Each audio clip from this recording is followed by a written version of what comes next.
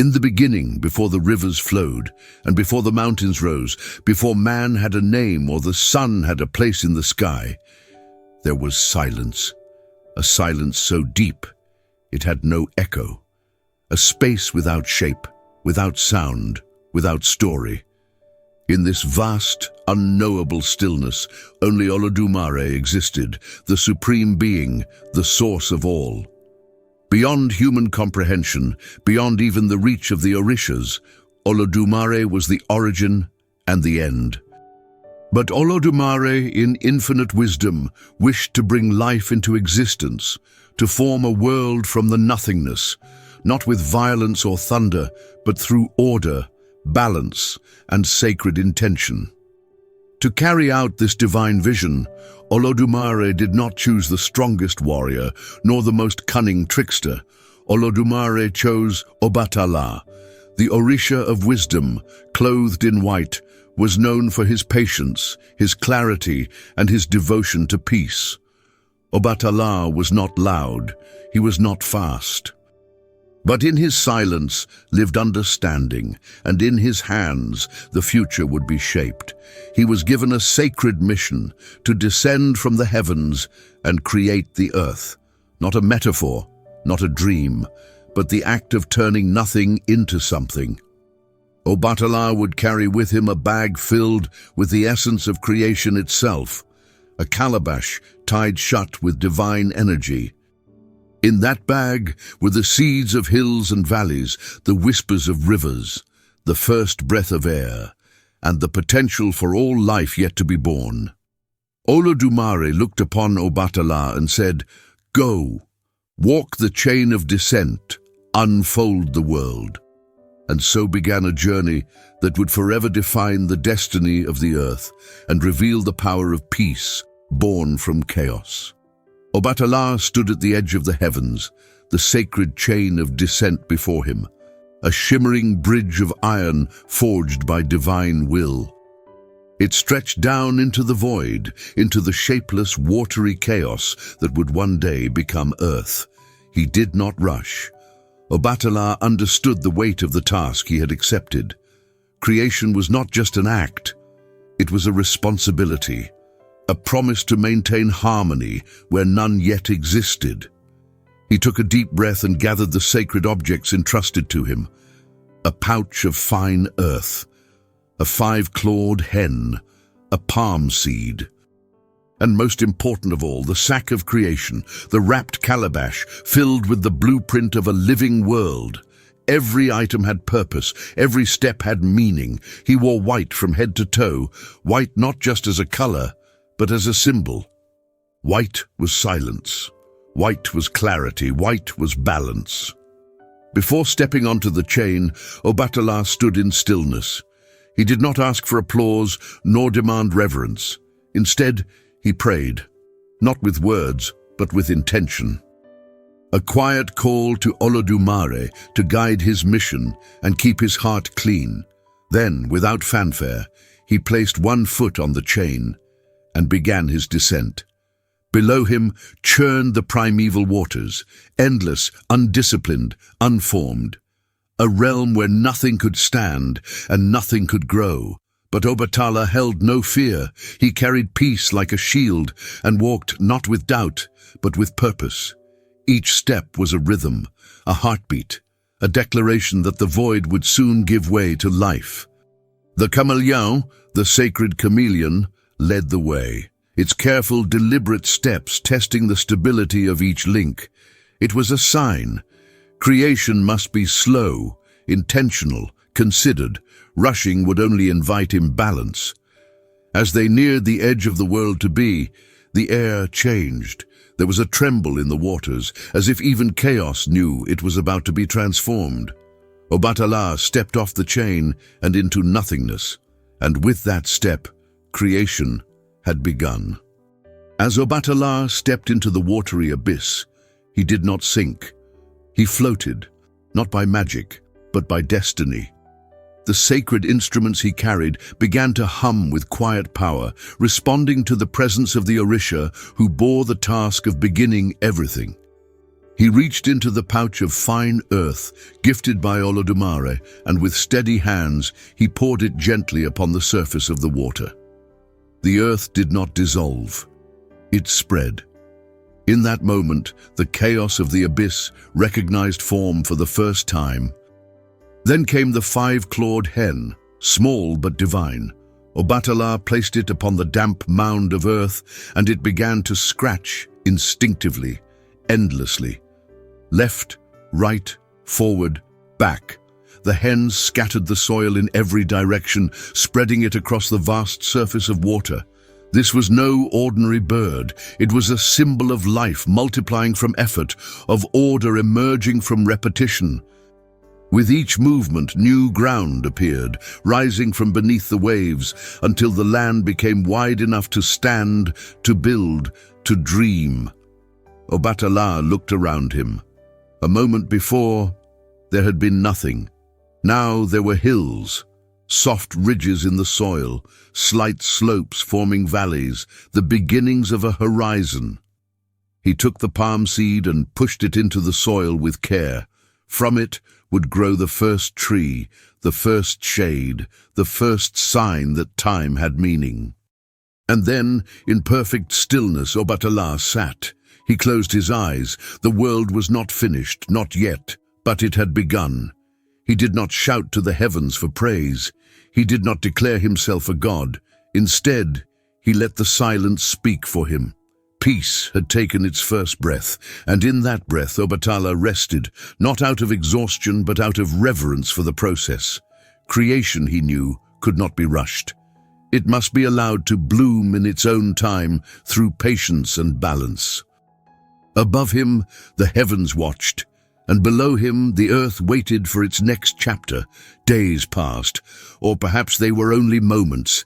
In this new world, time had not yet found its rhythm. But something was changing.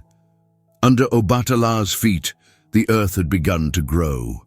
The soil, once a small patch scattered by the hen's claws, now stretched far beyond the horizon. The air thickened with promise. The silence was no longer empty. It was pregnant with life. Mountains rose gently from the plains, their peaks kissing the sky. Rivers carved their way through valleys, weaving silver threads across the land. Trees began to sprout where Obatalá had planted seeds. Palms, broad-leafed giants, and slender shoots that reached for the sun that had not yet risen. Obatalá stood at the center of it all. He did not command the trees to grow, he allowed them. He did not force the rivers to flow, he guided them. Creation, for Obatalá, was not about control. It was about harmony, a sacred dance between divine intention and the natural unfolding of the world. As he walked across the land he had helped shape, his white garments remained untouched by dirt. Not because the soil feared him, but because his presence brought order, and in order there was no violence. Where he stepped, grass grew. Where he paused, shade formed. Where he rested, the wind whispered wisdom. He listened. Obatalá was not a creator who imposed his will.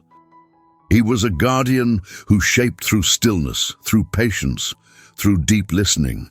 He could already hear the faint breath of life that would one day become humanity.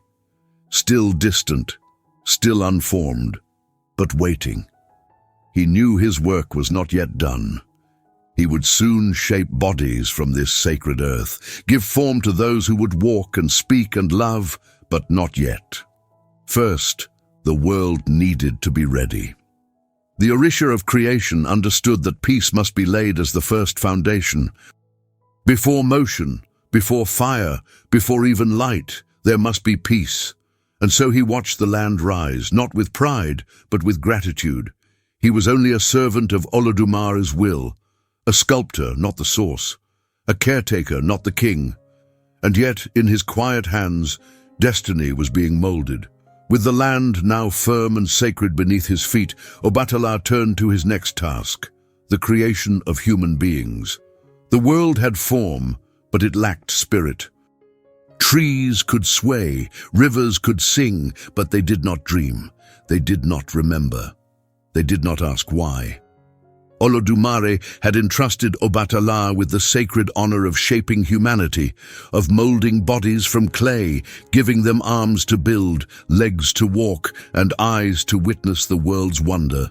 Obatalá gathered the finest white clay from the earth, soft and cool, still wet with the memory of divine water. He knelt down in silence, cradling the clay in his hands, as if it were already alive. And then something shifted. The story says that Obatalá, weary from his long labor and heavy with the solitude of creation, reached for a gourd of palm wine. Perhaps it was to soothe his mind. Perhaps it was curiosity. Perhaps for the first time he let himself forget the sacred weight of his mission. He drank, and he drank too much. The palm wine clouded his thoughts. His hands, once steady, once precise, began to tremble. Still, he continued molding. One body came out with twisted limbs, another with a hunched back. Some had faces that seemed unfinished, arms that curved in strange directions, legs that would not walk. He did not notice at first. He shaped and shaped, believing he was fulfilling his duty. But when the wine's warmth faded and clarity returned to his eyes, Obatalá looked upon his creations, and he wept. He saw that he had created human beings who would carry suffering from birth, who would be treated differently, who would be judged by the shape of their bodies instead of the depth of their souls. He fell to the ground in silence, overcome by sorrow. In that moment, the Orisha of Peace made a vow. Never again would he touch palm wine, and more than that, he would become the eternal protector of those he had created in that moment of imperfection. The children with twisted legs, with curved spines, with silent voices. They would be his. He would walk beside them when others turned away. He would listen when others ignored. He would call them sacred, not flawed. And so, even in his mistake, Obatalá revealed his true power, the courage to accept failure, the humility to take responsibility, and the compassion to protect the vulnerable. This is the moment the world learned. Peace is not perfection. It is love in the face of imperfection. Obatalá did not hide from what he had done. He did not blame the palm wine. He did not ask Olodumare for mercy. He simply knelt before the very earth he had shaped and accepted the truth. Even an Orisha could fall short. Even a being of light could lose clarity. But what truly mattered was what came next. He rose slowly, his white garment still clean, his face marked not by shame, but by resolve. From that day forward, Obatalá declared he would never again touch alcohol. His vow was not symbolic, it was sacred. A binding of his spirit to a higher discipline. A promise that peace would always begin with self-control. And then he did something even more powerful. He returned to the beings he had created during his mistake. One by one, he approached them, not as a god above, but as a father beside. To the child with bent legs, he said, "You are strength in another form." To the one who could not speak, he said, "You are a soul that listens deeper than the wind." To the one with eyes that could not see, he whispered, "You will dream what others fear to imagine." He wrapped each of them in white cloth, not to hide their bodies, but to honor their spirit. He anointed them not as broken, but as chosen. He would walk with them. He would answer their prayers first. He would ensure they were never forgotten in temples, in rituals, or in the songs sung by priests and priestesses. Through his vow, Obatalá became not just the Orisha of peace, but the guardian of justice for those the world overlooks. And this became his greatest lesson. True power does not lie in never making mistakes. It lies in taking responsibility, in seeking forgiveness, and in protecting those who were harmed. Obatalá had made a mistake, but his response to that mistake changed everything, and in doing so, he gave the world something even greater than perfection. he gave it mercy. The earth had taken form. Mountains stood tall, rivers danced, trees whispered in the wind, and human beings, in all their diversity and beauty, walked the sacred land. But peace, as Obatalá knew well, was not something that could be created once and forgotten. It had to be protected, nourished, and sometimes even fought for, not with violence, but with wisdom. As the world expanded, Olodumare sent down more Orishas, each with their own role in shaping and balancing existence. Ogun descended, fierce and fiery, his iron tools shaping tools and clearing paths through the forests. He brought strength, invention, and work, but also danger if misused. Shango arrived with thunder in his voice and lightning in his fists, an Orisha of justice and fire, ruling over kingship and command. His presence shook the land with awe. Oshun, graceful and golden, came with rivers and sweetness. She carried beauty and love in one hand, deep mystery and fierce power in the other. Yemanja rose from the waters, great mother of the sea, embracing all with waves of protection. And Eshu, unpredictable and brilliant, danced between worlds, opening and closing paths, reminding all that destiny could turn with a whisper. Together, they brought balance, but also tension.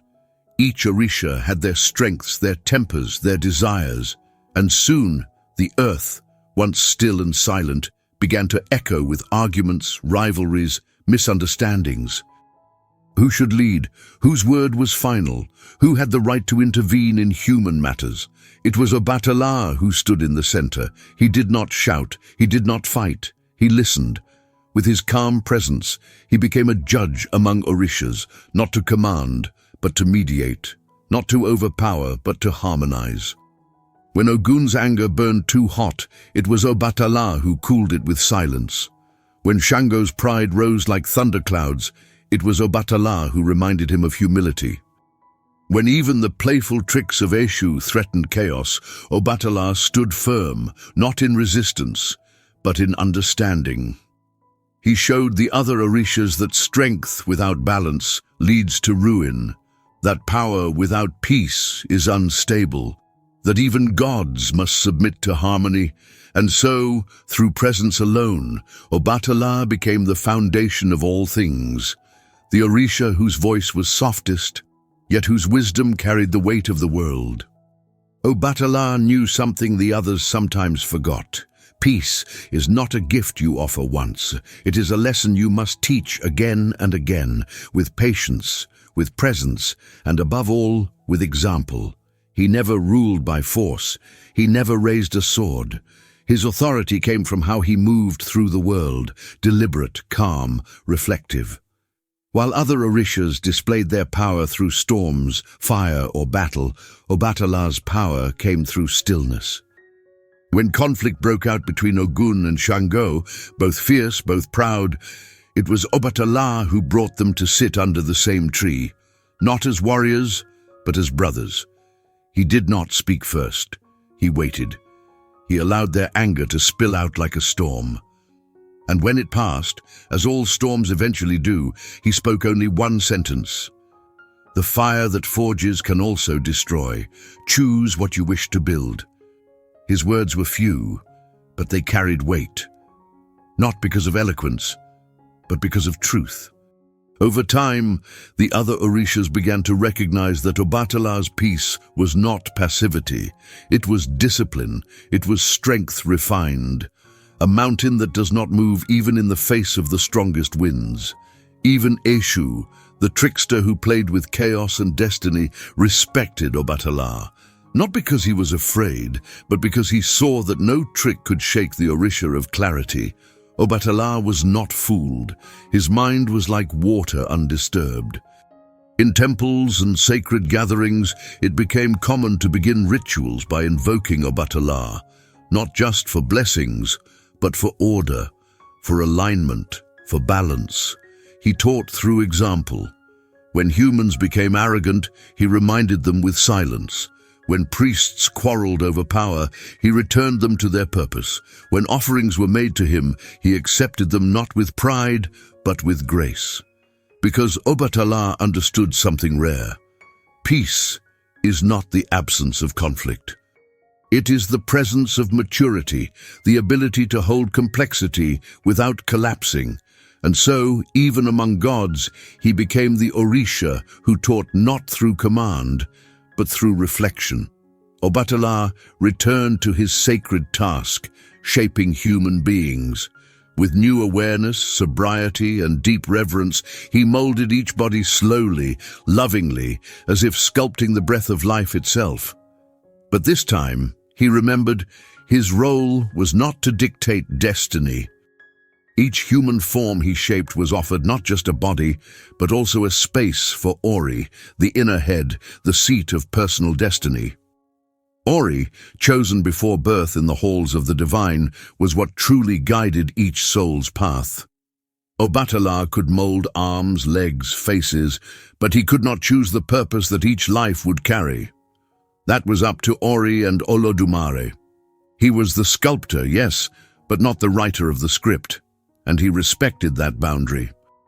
He knew that even if he shaped a body with perfect proportions, it could carry a storm inside, and even if he shaped a body with visible differences, it could hold a spirit of immeasurable light. So he focused not on control, but on care. Each figure he formed, he whispered to, "You are sacred. You are unique. Walk your path with dignity, and remember that you were shaped with peace." He taught the other Orishas the same principle. To Ogun, he said, "Clear the path, but do not force the traveler's steps." To Oshun, offer sweetness, but let them decide when to taste. To Shango, bring justice, but only where it is deserved. He reminded everyone, gods and humans alike, that true creation honors freedom, and true peace honors responsibility. To control another's destiny, even with good intentions, was to violate the balance that Olodumare had established. And so Obatalá remained the master of form, but not of fate. And because of this wisdom, those who followed him learned not just how to create, but how to trust.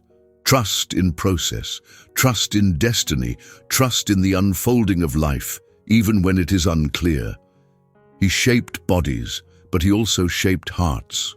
And through him, humanity learned this truth. You are not here by accident. You were formed by hands that knew peace, and released by a spirit that believed in your path. Time passed. The earth flourished. Cities rose, markets buzzed, drums echoed through forests and across rivers. The children of clay, the humans, multiplied, wandered, created, and loved. But slowly, they began to forget. They forgot the silence in which they were shaped. They forgot the still hands that gave them form.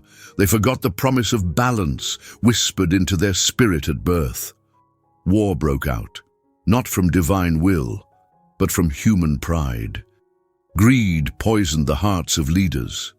Jealousy soured the sweetness between brothers. Temples were built in Obatalá's name, but not in his spirit. People wore white robes, but they no longer walked in peace. They gave offerings, but not with humility. They sang praises, but not from the heart. Obatalá watched, not with anger, but with grief. He had given the world order. He had shown them that mistakes could be turned into compassion. He had guided Orishas toward unity. But humans, they had chosen noise over clarity. Still, he did not turn away. He visited the dreams of elders, reminding them of sacred stories. He appeared to the silent child, to the outcast, to the forgotten, whispering that peace still lived within them. But the world was loud now, too loud. And so, for a time, Obatalá withdrew, not in punishment, but in sorrow. He returned to the high mountains, to the quiet places untouched by fire and ambition. There, he sat beneath the great Iroko tree, watching the wind, waiting. He would not force peace upon the world. That had never been his way. Instead, he waited for the day when humans would remember, when someone, somewhere would look at the chaos and ask, Where did we go wrong? And in that moment of stillness, they would hear him, for Obatalá never left. He was always there, in the silence between thoughts, in the breath before a decision, in the kindness that interrupts anger, waiting, ready. Peace does not shout, it does not push, it does not demand. It waits to be chosen.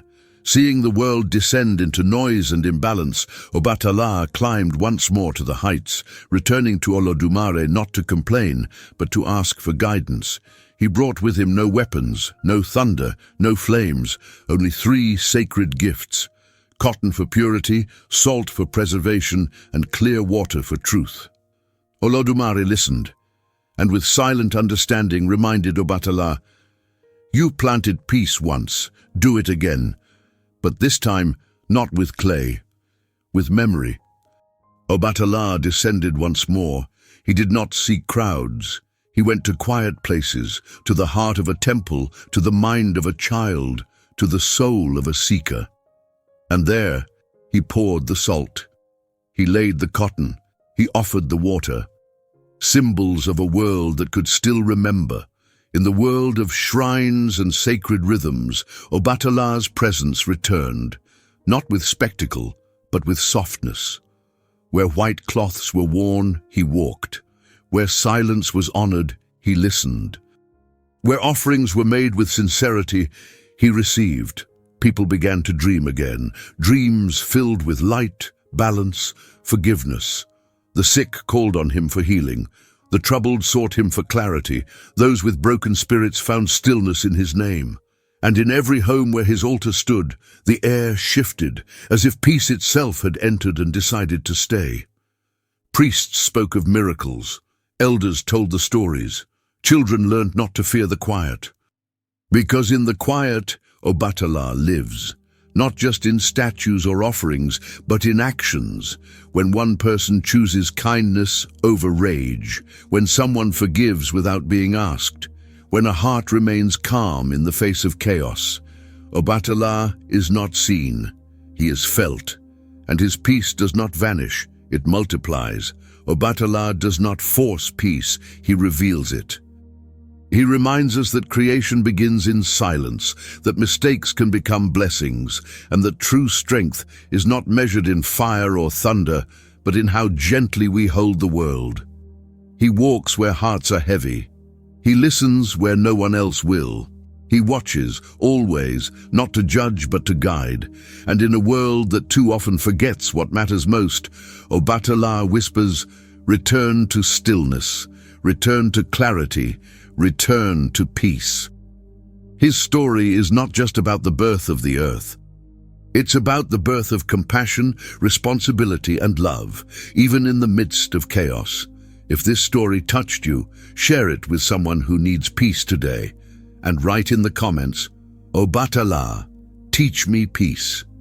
Now we ask you, in a world full of noise and conflict, what would it mean to live like Obatalá? To create peace, even when no one is watching?